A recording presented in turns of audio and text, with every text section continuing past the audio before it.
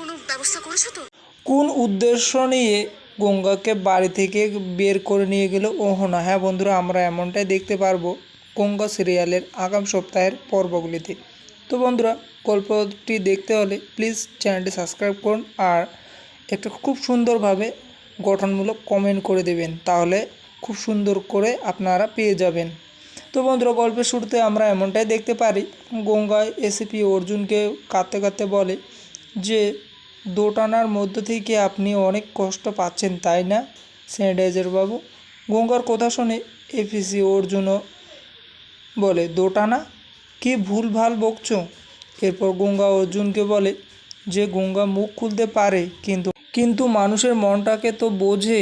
দুনিয়া দেখে নিয়েছে গঙ্গা, আপনি অহনা ম্যাডামকে ভুলতে পারছেন না না? এদিকে এত শাস্তি পাওয়া সত্ত্বেও মেঘনাথবাবু কিছুতেই গঙ্গার পিছন ছাড়ছে না।